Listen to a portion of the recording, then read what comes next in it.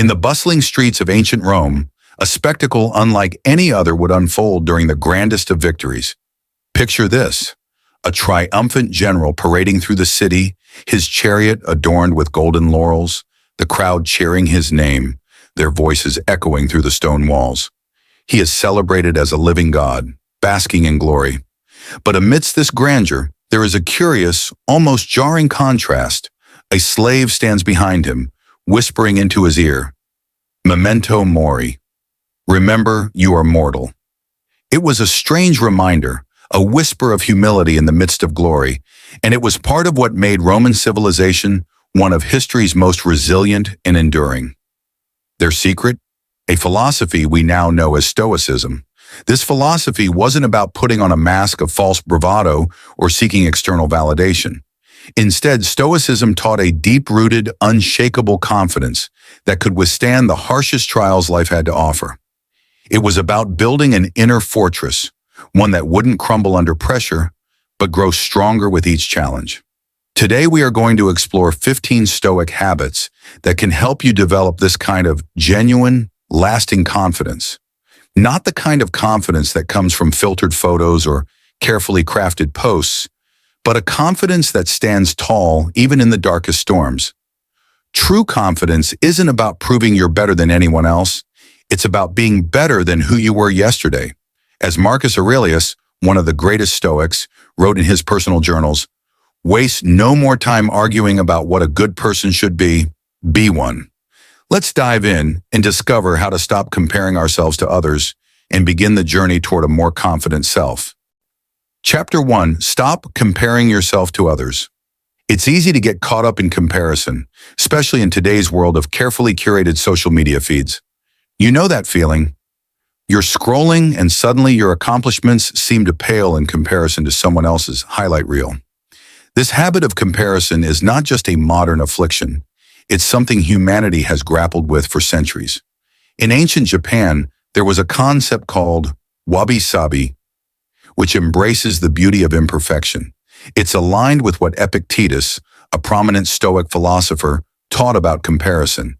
If you want to improve, be content to be thought foolish and stupid. Let me share a story from ancient China. A master archer named Kiza was known for his skill and perfect shots. One day, a young archer challenged him to a contest, showing off by performing acrobatics while making impossible shots. When Kiza was asked to match this spectacle, he simply responded, "I do not compete with others. I compete only with myself." This wisdom from Kiza speaks to us today. In our modern lives, we're bombarded by comparisons, often our behind-the-scenes moments versus someone else's highlights. But the truth is, your journey is your own, and that's where your power lies. Instead of looking outward for validation, focus inward. Are you better today than you were yesterday? Chapter 2. Surround yourself with positive people. Next, surround yourself with people who lift you up. Seneca. One of Rome's greatest philosophers once wrote to a friend, "Associate with people who make you better." In ancient Arabian culture, there's a saying, "Tell me who you walk with, and I'll tell you who you are." This is not just age-old wisdom, it's psychology. In medieval Baghdad, there was a merchant named Said, whose business had failed. Instead of seeking comfort among fellow failed merchants, Said decided to spend his days in the bustling marketplace, surrounding himself with successful business people. He learned, observed, and within a year, rebuilt his business beyond its former glory. His surroundings had shaped his success. Just like a garden needs good soil to flourish, you need positive relationships to grow. Ask yourself, are the people in your life encouraging you to be better, or are they holding you back? Let me share a story from ancient China. A master archer named Kiza was known for his skill and perfect shots. One day, a young archer challenged him to a contest, showing off by performing acrobatics while making impossible shots. When Kiza was asked to match the spectacle, he simply responded, "I do not compete with others. I compete only with myself." This wisdom from Kiza speaks to us today.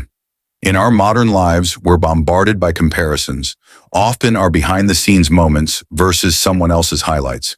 But the truth is, your journey is your own, and that's where your power lies. Instead of looking outward for validation, focus inward. Are you better today than you were yesterday? Chapter 3, Take Care of Your Body. Physical health is often underestimated in the pursuit of confidence, yet even Marcus Aurelius, who was the most powerful man of his time, believed in the connection between body and mind. He wrote, "The soul becomes dyed with the color of its thoughts," but he also understood that a strong body helps cultivate strong thoughts. In ancient Sparta, physical training wasn't about perfecting one's physique.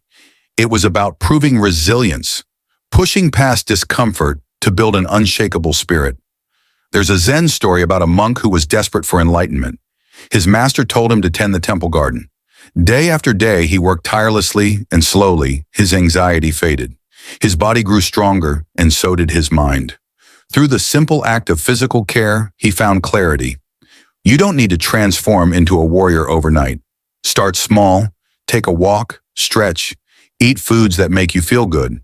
When you care for your body, you're telling yourself, I am worth the effort. Chapter 4. Be kind to yourself. Our next habit is crucial. Be kind to yourself. Contrary to what many think, the Stoics weren't devoid of emotion. They were simply realistic about human nature. There's an old Middle Eastern parable about two wolves. One represents self-criticism, and the other represents self-compassion. When asked which wolf would win, the elder replied, "The one you feed." Confidence is like a garden. You can't force it to grow by berating it. When you make mistakes, don't tear yourself down. Speak to yourself as you would a dear friend. Extending kindness to yourself isn't weakness, it's wisdom. Chapter 5. Practice positive self-talk. The words you speak to yourself are powerful. Marcus Aurelius wrote, "Very little is needed to make a happy life. It is all within yourself and your way of thinking." There was a scribe in ancient Egypt named Am-Hat, who was tasked with documenting the pharaoh's deeds. Each morning, he would say to himself, "My hands are skilled, my mind is sharp, my work serves the ages." This practice wasn't vanity, it was self-assurance. Every thought you have is a seed. When you look in the mirror today, take a moment to compliment yourself, not for your looks, but for your character or efforts. It might feel awkward, but over time, it will feel natural, like nourishing your mind with powerful thoughts.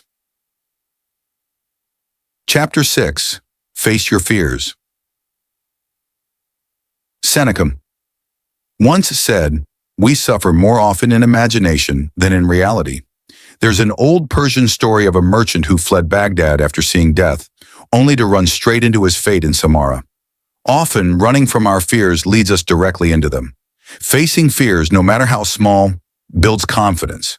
Start with manageable challenges. Voice your thoughts in a small group if public speaking frightens you. Each step you take in facing your fears is an act of courage that grows your inner strength. Chapter 7. Do things you're good at. Confidence doesn't only come from challenging ourselves, it also comes from embracing what we're naturally good at. The young Viking. Jorning spent years trying to master the sword because that's what his friends excelled at. It wasn't until he tried archery that his talent shone, leading him to become legendary for his skills.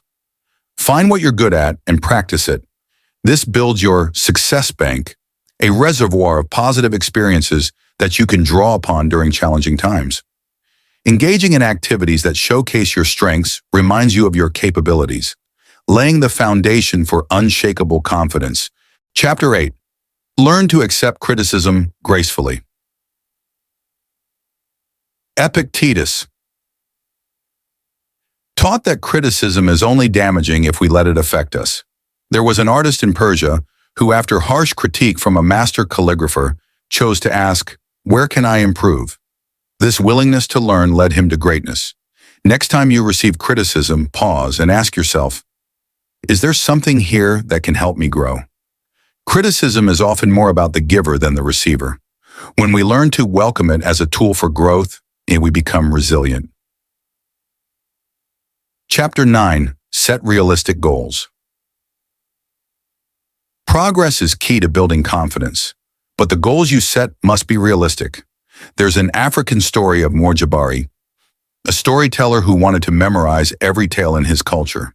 His mentor advised him, start with one story each day.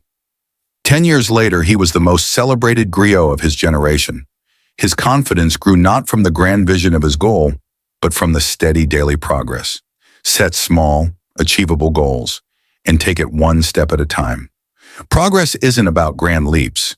It's about adding a little more to your capacity each day. Chapter 10. Challenge negative thoughts. In ancient India, practitioners used pratipaksha bhavana, the art of counteracting negative thoughts by replacing them with positive ones. A Sufi woman once said, "Every morning, I welcome doubt and fear like guests. I ask them what they have to teach me, and then I let them go. Instead of resisting negative thoughts, ask them what they can teach you, then move on. When a negative thought arises, put it on trial. Is there real evidence behind it? What would you tell a friend who had the same thought?" This simple questioning can turn destructive thoughts into constructive ones. Chapter 11. Celebrate small wins. Alexander the Great understood that confidence is built on small victories. He made a habit of celebrating even the smallest accomplishments among his troops, reinforcing their belief in their capability. Keep a victory journal. Write down 3 things you did well each day. They don't need to be earth-shattering. Celebrating small successes builds a mental mosaic of growth, piece by piece. Chapter 12. Focus on continuous growth, not perfection. In Japan, wabi-sabi finds beauty in the imperfect. Tanaka, a master potter, once made a bowl with a slight flaw. Instead of discarding it, he highlighted the imperfection with gold, turning it into something more valuable. Confidence is not about being flawless, but embracing growth and resilience. In ancient Tibet, a monk complained about his imperfect meditation practice. His master, pouring overflowing tea, said, "You are so full of expectations that there is no room for growth." The key to confidence is not perfection, but in the journey of continuous improvement. Chapter 13. Embrace discomfort to grow. Growth and confidence often lie just beyond our comfort zone. The Stoics understood that comfort can be a double-edged sword. Too much of it, and we grow complacent. Marcus Aurelius often reminded himself that life is unpredictable and full of hardship, and embracing discomfort prepared him for the challenges ahead. In ancient Greece, the philosopher Diogenes had chose to live in a barrel and gave up all material luxuries. It wasn't because he enjoyed suffering, but because he understood that true freedom and confidence came from not being dependent on external comforts. In modern life, this can be as simple as challenging yourself to take cold showers, practicing a new skill, or tackling tasks that make you uncomfortable. Each time you step outside of what feels easy, you strengthen your inner resilience. Chapter 14. Develop emotional resilience. Stoicism teaches us to accept that pain, loss, and difficulties are part of life. Instead of resisting negative emotions, the Stoics believed in facing them head-on. Seneca wrote, "We are more often frightened than hurt, and we suffer more in imagination than in reality." This speaks to the power of perspective in building emotional resilience. There is a story about Queen Zenobia of Palmyra, who was captured by the Roman Empire. Despite being paraded through the streets as a captive, she held her head high, refusing to let humiliation break her spirit. Her emotional resilience became a symbol of inner strength. Emotional resilience is not about ignoring pain, but about acknowledging it, processing it, and then moving forward. A practical way to build this resilience is by practicing mindfulness and journaling about your experiences, acknowledging both your pain and your progress. Recognizing your own resilience in tough situations fosters unshakable confidence. Chapter 15. Cultivate gratitude. Gratitude is a powerful practice that shifts your perspective and reinforces confidence. Marcus Aurelius began each day by reflecting on the things he was grateful for, despite the immense pressures of ruling an empire. This simple practice helped him maintain perspective and confidence, even when faced with adversity. In Native American culture, there is a tradition called the gratitude walk, a meditative practice of walking slowly while mentally listing everything you are thankful for. By focusing on the abundance in your life, you reduce feelings of inadequacy and scarcity, which can erode confidence. Try writing down 3 things you are grateful for each day. When you take the time to acknowledge the positives in your life, you reframe your mindset towards one of abundance rather than lack. This makes it easier to approach challenges with confidence, knowing that you already have so much to be grateful for.